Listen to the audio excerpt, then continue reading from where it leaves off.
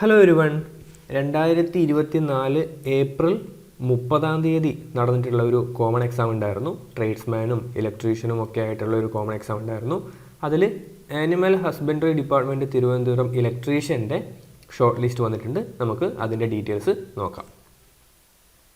ഈ ഒരു ചാനൽ ആദ്യമായിട്ട് കാണുന്നവരാണെങ്കിൽ ഒന്ന് സബ്സ്ക്രൈബ് ചെയ്യുക. നമ്മൾ സാധാരണയായിട്ട് ഇലക്ട്രിക്കൽ എഞ്ചിനീയറിംഗുമായി ബന്ധപ്പെട്ടിട്ടുള്ള പരീക്ഷകളെക്കുറിച്ചുള്ള കാര്യങ്ങൾ വീഡിയോസൊക്കെ ആയിരിക്കും നമ്മൾ ചെയ്യുന്നുണ്ടാവുക. പല ഉദ്യോഗാർത്ഥികളും പറയാറുണ്ട്, സാർ കൺഫർമേഷൻ കൊടുക്കാൻ മറന്നുപോയി, അതിൻ്റെ ഡേറ്റ് വന്നത് അറിഞ്ഞില്ല, അല്ലെങ്കിൽ നോട്ടിഫിക്കേഷൻ വന്നത് അറിഞ്ഞില്ല എന്നൊക്കെ പറയാറുണ്ട്. സോ നമ്മൾ ഈ ഒരു ചാനൽ വഴി ഏത് പുതിയ പരീക്ഷകൾ വരുന്ന സമയത്തും കൃത്യമായിട്ട് വീഡിയോസ് ചെയ്യാറുണ്ട്. അതുകൊണ്ട് നിങ്ങൾ യാതൊരു വീഡിയോസും മിസ്സാവുകയില്ല. സോ നിങ്ങളുടെ സുഹൃത്തുക്കൾക്ക് വേണ്ടിയിട്ടോ നിങ്ങളുടെ റിലേറ്റീവ്സിന് വേണ്ടിയിട്ടോ നിങ്ങളൊന്ന് ഷെയർ ചെയ്ത് കൊടുക്കുക. അപ്പോൾ അതിൻ്റെ നോട്ടിഫിക്കേഷൻ ഒന്ന് നമുക്ക് നോക്കാം. കാറ്റഗറി നമ്പർ 195/2023 ആയിരുന്നു. ആനിമൽ ഹസ്ബൻഡറി ഡിപ്പാർട്ട്മെൻറ്റ് ഇലക്ട്രീഷ്യനാണ്. സ്കെയിൽ ഓഫ് പേ കണ്ടു. നിലവിൽ ഒരു വേക്കൻസിയാണ് ഉണ്ടായിരുന്നത് അല്ലേ. നമുക്കതിൻ്റെ ലിസ്റ്റ് നോക്കിയാലോ, ഷോർട്ട് ലിസ്റ്റ് നോക്കിയാലോ?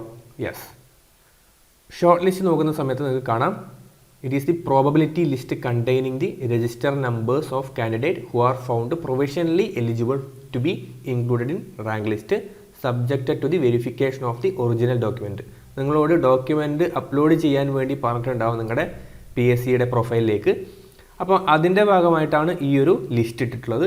ഇനി നിങ്ങൾക്ക് PSC ഓഫീസിൽ പോയിട്ട് നേരിട്ട് ആ ഒറിജിനൽ ഡോക്യുമെൻറ്റ്സ് ആ ഒരു വെരിഫിക്കേഷൻ ഉണ്ടാവും. ആ വെരിഫിക്കേഷന് ശേഷം മാത്രമേ റാങ്ക് ലിസ്റ്റ് ഉണ്ടാവുകയുള്ളൂ കേട്ടോ. അപ്പോൾ ഒന്ന് മനസ്സിലാക്കുക.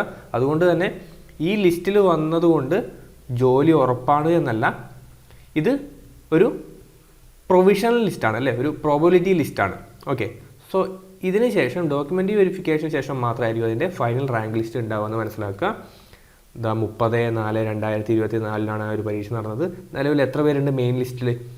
മെയിൻ ലിസ്റ്റിൽ 6 4 10 പേരാണ് മെയിൻ ലിസ്റ്റിൽ ഉൾപ്പെട്ടിട്ടുള്ളത്. സപ്ലിമെൻ്ററി ലിസ്റ്റിൽ ഏകദേശം ഒരു എത്ര പേരുണ്ട്? 60 പേരുണ്ട്. ഓക്കെ, ദെൻ ഡിഫറൻഷ്യലി ഏബിൾഡ് ആയിട്ടുള്ള 3 പേര്, അങ്ങനെ ടോട്ടൽ 73 പേരാണ് ഉള്ളത്. നിലവിൽ ഒരു വേക്കൻസി മാത്രമേ ഉള്ളൂ അല്ലേ. അതുകൊണ്ടാണ് ഇത്ര ചെറിയൊരു ലിസ്റ്റ്. നമ്മൾ എക്സ്പെക്ട് ചെയ്തത് തന്നെയാണ്. ഇതിൻ്റെ കട്ട് ഓഫ് നോക്കിയാലോ, ഈ ഇലക്ട്രീഷ്യൻ്റെ കട്ട് ഓഫ് നോക്കിയാലോ?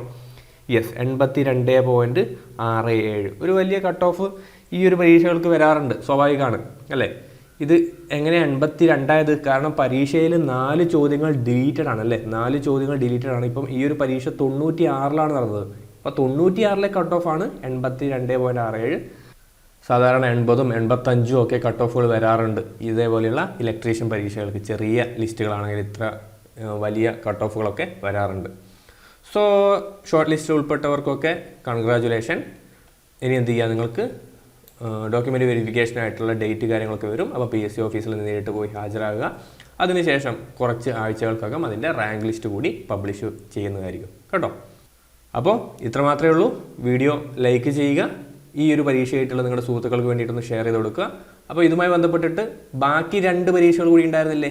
യെസ്, അപ്പോൾ അതിൻ്റെ വിവരങ്ങൾ കൂടി അടുത്ത ദിവസങ്ങൾ നമുക്ക് എക്സ്പെക്റ്റ് ചെയ്യാം. സോ സബ്സ്ക്രൈബ് ചെയ്ത് വെയിറ്റ് ചെയ്യുക. നമുക്കിനി മറ്റൊരു വീഡിയോയിൽ കാണാം. താങ്ക്